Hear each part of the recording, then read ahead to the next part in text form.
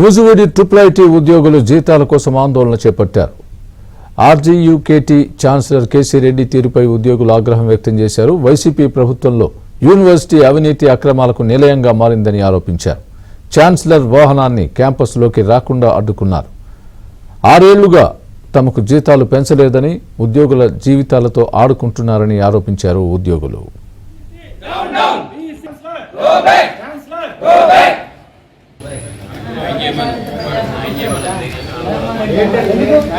మీరు 2014లో జాయిన్ అయ్యారా? 2014 కాకుండా ఇక్కడ ఏమని చెప్తాను, ఐఐటీలో టాప్ 0.1% గ్రేడ్ పర్సెంటేజ్ ఉన్న వాళ్ళు తీసుకొచ్చి ఒకేసారి మీటింగ్ పెట్టారు. ఎంప్లాయీస్ తో 6 సంవత్సరాలు ఒకేసారి మీటింగ్.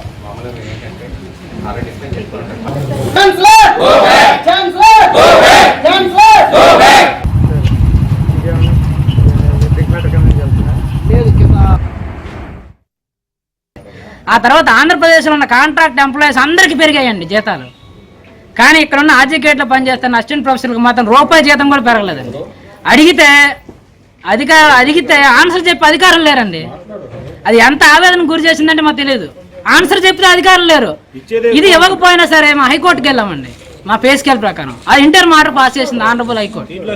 దాన్ని ఆనరబుల్ హైకోర్టుని ఎంజాయ్ చేయకుండా మాకు సంబంధం లేని 1 టైం జీవోని తీసుకొచ్చి మేము ఇంప్లిమెంట్ చేసి హైకోర్టు ఉత్తర్వులను కూడా పాటించకుండా మా మీద నెగిటివ్గా అఫిడవిట్ ఫైల్ చేశారు ఆ డైరెక్టర్ గారు, ఆనరబుల్ డైరెక్టర్, అప్పుడున్న డైరెక్టర్ గారు.